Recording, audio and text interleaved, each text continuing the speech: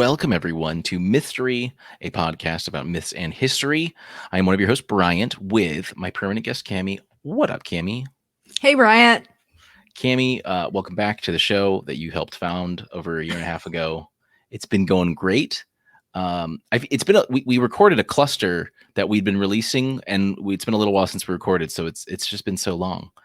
I feel like Has been a but while. not that long, but a little while. They wouldn't know because we just put out episodes every week, but You fools. it's been like listening. a month. You don't even know. Yeah.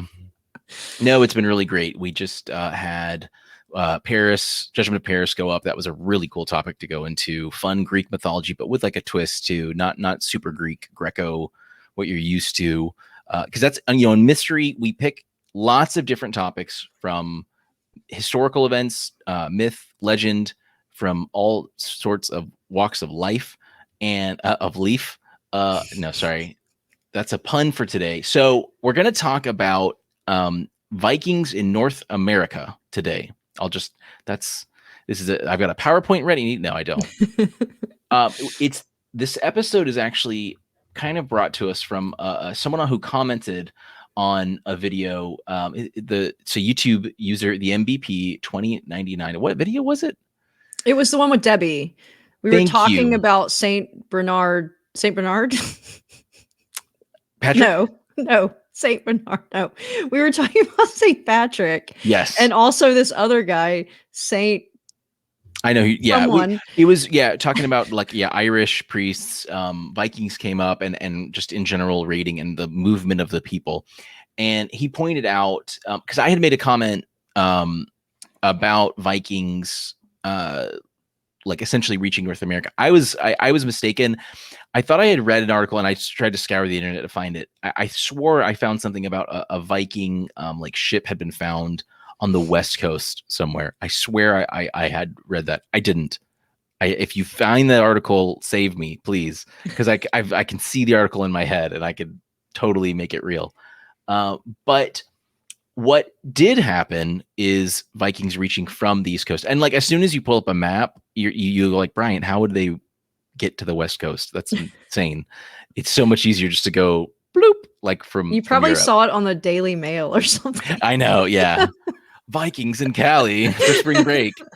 It's and I say this is definitely not a lesser known thing now. It's sort of become one of those extremely well-known, lesser-known facts, I want to say, because everyone's like, did you know Vikings actually discovered America? And it's like, did you know indigenous people had been living in America for thousands of years before that? And so I just want to kind of throw that out there, that it's not like Vikings founded America and Amerigo Vespucci was like, the Vikings. So but there is some really cool stories, and there's not a lot of archaeological evidence, and there's a pretty clear-cut timeline on this. So I think we've got a nice little episode here. Cammy has a story about one of the most famous ones. I believe she's talking about Leif Erikson, that a name you would know if you knew any Vikings. He's quite famous. So Cammy, take it away. Sure. So I should have looked up how to pronounce this. Notendur.hi.is, and this is the Greenland Saga, and it was translated into English. So I'll just begin. Bjorn was filled with wanderlust. He spent his winters as a young man on the sea, pilfering wealth from faraway lands. When his riches were great, he acquired a ship to sail to fabled Greenland. With him on his voyage was the famed explorer Eric the Red. When they settled Greenland, Eric married and had many children, one of which was a son, Leif. There was a rumor of lands beyond this one, with greater riches. As Leif grew into a man, Eric told him stories of these places, which filled him with such desire that he amassed his own wealth and purchased Bjorn's ship and manned it fully. Without his father by his side, he journeyed the way Bjorn instructed, and it wasn't long before the men came upon a place familiar in the imagination of their captain. The land was barren and icy from sea to hill, so he named it Hell and boarded a ship again on his way towards destiny. After many landings filled with disappointment, for none were suitable for life, they came upon an island with green grass which held dew so sweet they took it to their lips with pleasure. They settled this place to wait out the approaching winter. The seas and lakes surrounding them were filled with salmon, and the weather was mild compared to the land of his father. They weren't long into winter when one of the men came back drunk with a tale of purple grapes upon the vine. So Leif took his 35 men into the wilderness and carried back enough fruit to fill the hull of his long ship. And as he sailed away from this place, he christened it Vinland. Woo! And that's where we get the barefoot wine. No, I'm just kidding.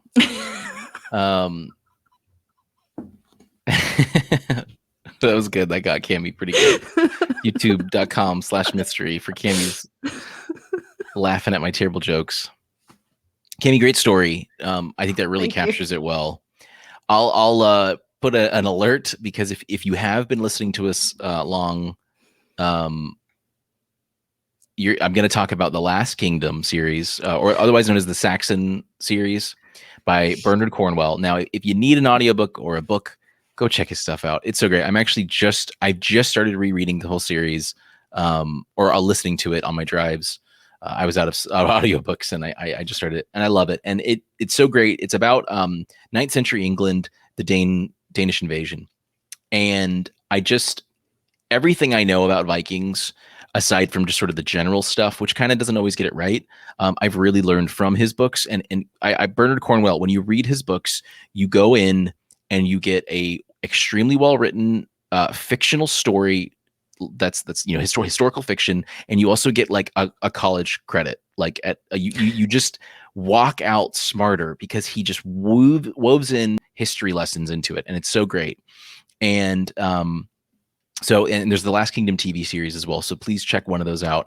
But a lot of that has kind of given me why, what a Viking is and what those people are. So we're talking about the Germanic and Scandinavian peoples. If you can kind of think of a map, those northern peoples, and it got crowded, the land got bad, they had to move. The Anglo-Saxons did it a few hundred years early to get to the British Islands, and then the Danes came a few hundred years out after that, and we're like, you did a great job a few hundred years ago, we're going to do what you did. So that's a great example. But Leif Erikson is just one of those guys that just took it a little further. He's the one that we have evidence of really going further, and so hitting Canada, they hit that tip of North America, and they were able to make a little bit out of it. Now they didn't stay long. We've got a couple archaeological sites, and it was all done around the late 10th century. There are these great archaeological evidences, like knots that wouldn't have been materials, ropes that were made, like tied into knots that were found that were couldn't have been found there, that were Viking, things like that help explain it. Lance Meadows is one. Norse Greenland is really considered one as well, actually, because it's technically if we get into the hemispheres and all that, apparently. Then of course, in Newfoundland and stuff like that. Rose Point, I think, is what it's also called. And so Point Rosé. So there are these several sites where they've got these Viking settlements. Now, they didn't stay long, which is crazy. Think about how the world would have been if they really did. And there isn't a bunch of direct evidence with trade against an interaction with indigenous Americans, which they certainly were there at this time for some time. But again, much like the Vikings in a way, they were nomadic. Now in Scandinavia, there were plenty of settlements, and that was one reason. There was overpopulation, and so they moved. But in North America, there wasn't overpopulation for the most part. They were, several millions of people were able to live on the continent at once, the indigenous peoples, and in their nomadic lifestyles and things like that, especially in North America, what with the weather being so severe at times. So Leif Erikson is essentially a hero in Iceland. He is considered there's statues to him. There's statues to him in America. It's kind of wild, which is kind of nice. He did really put himself out there. That was kind of a crazy way. Now I wasn't. So he did find what he called the area Vinland. Think of England, throwing the land out there, and it literally means land of wine. And I looked, the Danish word for wine, which I think he would speak Danish. I don't know if he was a Dane. A Norse explorer is what it says. So he would have spoke Norse. Norse and Danish would have been really similar, just like Old English. They were all kind of like, in that saga, they mentioned Germanic language as well. So there might have been Old English, Old German. They were all like part of the same stem. And so they were all really similar. But what's really cool, and I couldn't really figure this out, but the Danish, the modern Danish word for wine is vin, V-I-N, which is like vino, Italian, vin, V-I-N, French. I mean, wine.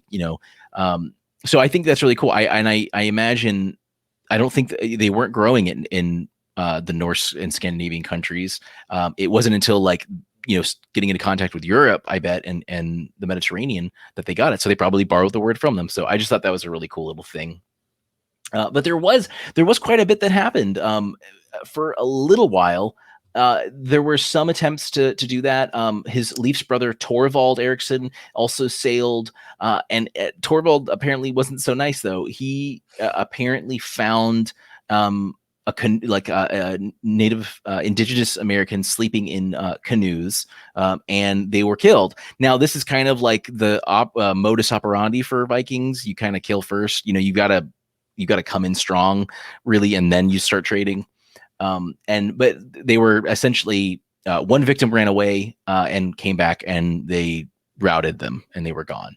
They had to escape, and after killing several of the Vikings that were trying to settle. So aside from that, it's kind of interesting because everything that we know is essentially from the sagas of the Icelanders and what Cammy sort of cited. And that's where this story comes from, and then the archaeological sites. And it's hard to kind of describe what the saga of the Icelanders are. Snorri Sturluson was a contributor. That his name has been popping up all the time in the show. He was an Icelandic chieftain in the 14th century. I should know that by now for sure. But what it's a collection of poems, of 40 sagas. Some of them are incomplete, but they're sort of old manuscript histories. The Icelandic sagas, the sagas of the Icelanders. This is from an Iceland traveling website. Written in the 13th and 14th century. These are the narratives based on historical events that took place in the 9th, 10th, and 11th century, exploring Iceland in relation with these sagas, giving information about their history. So it sort of reminds me of there's like the Anglo-Saxon Chronicle. That's what Bernard Cornwell used to basically write the Last Kingdom books. But it's like you're just sort of taking the word of the oral history and stuff like that. So who knows? The thing we do know is the importance of Leif Erikson, his notoriety, and these sites in Canada, on the edges of Canada. So they absolutely made it there. They absolutely did not stick around for very long, and there wasn't anything significant. I wanted to say it was really cool. Kyle, my girlfriend, was playing Assassin's Creed Valhalla, and that is the time period that the Last Kingdom set in. It's the Danish invasion. Alfred the Great of Wessex is combating them. And at one point, the main character actually goes to North America and trades. You're there temporarily. Kyle could explain it to me. I wasn't really interested, honestly, but in the game, sadly, it just didn't grip me. But I saw her playing, and she was trading with an Indigenous American. They were, they had unique materials and things like that. So I thought that was really cool because, again, there's so many similarities between.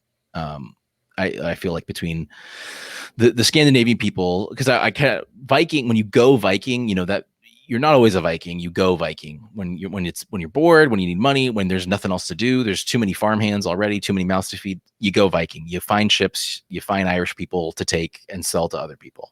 That's what you do when you're bored, and you're a Scandinavian. So it's really cool. I will say that there was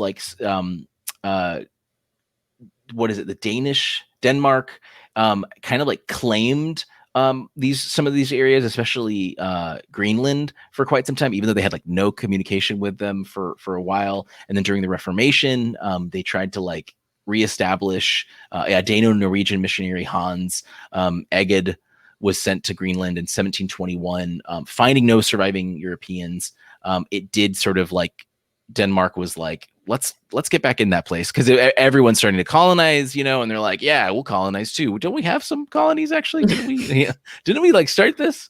So that was the really cool point. And I'll notice too, the Point Rosé in Canada, that excavation, the big news hit in 2016, and the other Vinland stuff was in the 70s. So this was extremely recent. I just want to throw that. I remember when I was a kid, this wasn't like, we weren't sure kind of thing. Like we had the sagas, I guess, and these stories, but it was just a story. And then I guess they started finding archaeological evidence. I was not born in the 70s. This was in the 80s.